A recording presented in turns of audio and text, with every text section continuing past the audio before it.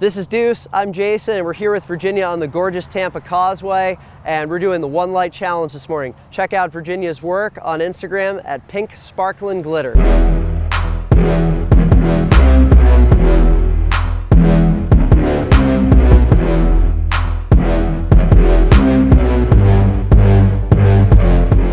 The light that I chose for this One Light Challenge is a light I'm very familiar with, my trusty B1 Air. It's 500 watt-seconds of light on location, and it really fills up that 3-foot octabox, which is good for big, soft, beautiful light. So I had chose originally to use the Westcott Rapid Box with a trigger, but I started having some issues with the triggering where it wasn't going off, and so I switched to just using a bare bulb flash as a rim light. I wasn't without issues either. When we both got on location, got out of the car, something that I know I've experienced in the DC area and I'm sure you've experienced here in Florida, all that heat and humidity outside of an air-conditioned environment is going to stick like glue to your lenses. So we had to wait about 15 minutes for our glass to defog and acclimate to the outdoor temperature.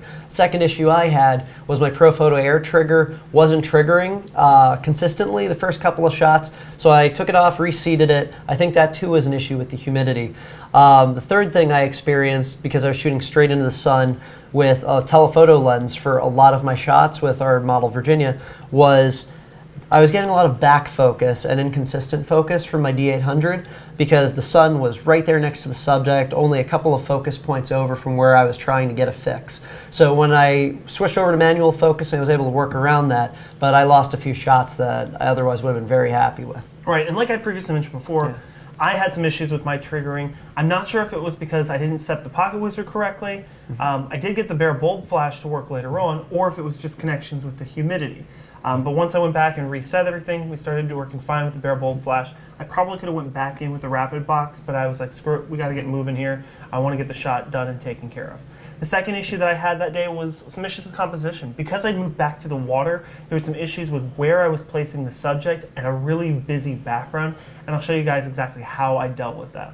Now the last issue was, because I was using the sun as my main light, I still wanted to adhere to the rules of the One Light Challenge, so I did add a light, which was the bare bulb flash, and I used it more as a rim light rather than my main light, just to give us something a little different. So we took a look through our shots, and here's what we've got. So the first shot that I really liked was actually my first shot of the day. This is the magic of the ProPhoto ITTL capability. First shot on location, dialed in a manual shutter speed to crush that ambient sunlight, dialed in wide open aperture, so the background just went to butter. So this is at f2.8, and it just worked right out of camera. Now one thing I did was warm the shots up in post a little bit, added some contrast, and I usually correct for lens distortions like vignetting in the corners. I chose to leave them because I love the character of this lens. So a couple of shots that didn't work out, and why. I had a few shots where my octabox creeped into the top corner of the photo, so it's always important to check your corners on the shot, and when the light's this close to the subject, it's very easy to accidentally get it into the frame. Another thing Deuce and I both experienced was we had lights failing to fire on set. Now we were next to a major road, so it could have been radio interference from passing police cars and trucks interfering with our radio transmitters. It could have been the humidity on the contacts of our hot shoes. I'm not sure what exactly happened. Some of the shots were near misses because of reflected ambient light, like this shot here, but the flash still didn't fire, so the subject was just drastically underexposed. So back to the keepers. This is another full-length shot I took working telephoto with my 70-200 at the very start of the shoot. I think this was about 20 or so shots into the shoot with Virginia. She was getting warmed up with her posing, I was just getting warmed up with my shooting, but I was really happy with how this came out with some nice natural lens flare in the frame, a little bit of ghosting, a little bit of reduced contrast, but I love the character of it. And again, I warmed up the color, so it was as my eye saw it on location. We had a really gorgeous sunrise that morning. Now, once I'm done shooting telephoto and kind of getting into a rapport with the subject, I like working a little bit closer, and my favorite lens for working close with the subject is my 35mm f1.4 from Sigma. It's sharp wide open, it's very contrasty, even wide open at f1.4, and it's a good working length for getting closer to your subject without really being inside their personal space, but you're still closer than you otherwise would be with a nifty 50 or telephoto lens for a portrait. So this pose here, we have the sun perfectly positioned just behind Virginia's right ear there, and I love the pose, I love how casual she was with it. A little bit of wind pulling her hair to the side towards the water, You know, we had just a light morning breeze to contend with, no gusts of wind, and it just feels like we're at the beach. So once I finish working closely, I take another step back and I go wider on the perspective, set the subject in the space. This is one of my other favorite shots from the set.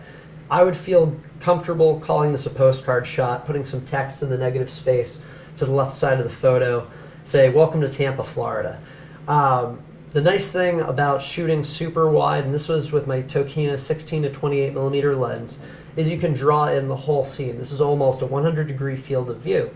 But one thing to be careful of is not to get too wide and have your subject lean towards a corner, because if they tilt their head out towards a corner, you get some funky perspectives. This shot was an almost keeper. If Virginia had her head leaning towards the center of the frame, the distortion of the lens wouldn't have drawn her head out quite so harshly.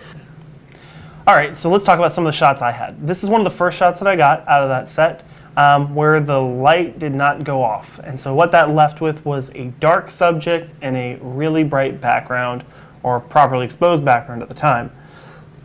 Well, so we amped up the exposure to bring Virginia back, changed the white balance a little bit, and brought this shot together. The next shot I had was where I had her on the rocks, and I had to use my sunglasses because clearly you got to have some sunglasses in a shot in Tampa. I had her pose a little bit. This is probably the better of the poses, but I like the expression better on this one and this one. The only issues are that her hand's falling out of the space, but I like the color, I like the look, I like the feel. If you'll notice on these two here, if you look at the right side of her face, you'll see that I did bring in that flash. That's the bare bulb flash, just for a hint of extra light to give her a little bit more to that shot. And this one, once again, another one that I really like the expression on. Here, this is where we started having some of my composing issues, because if you see at the upper top corner, we've got shoes of people walking by, and I really got annoyed about that. So what I did was I actually cut that out, or in some cases switched horizontal to really give me a little bit better feel for the space. And then in this case, I actually went ahead and just dropped my angle down super low to the ground, which you'll see my butt almost falling into the water and almost being Captain Wet Butt. Yeah, his phone was about maybe an inch away from coming out of his pocket and going in the drink. Good excuse to upgrade for the new iPhone 7, right? True. 7 Plus with the 2 cameras. The reason this photo doesn't work, though, is the head. There is a tree coming out of her head, and yeah. So what I did was I shifted over a little bit, kind of tried to frame her head a bit. I'm still not 100% sold on this one because of the tree coming out of the shoulder. And then these are actually the ones I like the most out of that. Just straight, clean background. Shallow depth of field, used a long lens, I think I was using the 70 to 200 on this one. And this one was at 118 f4 80th of a second. That's it for my shots.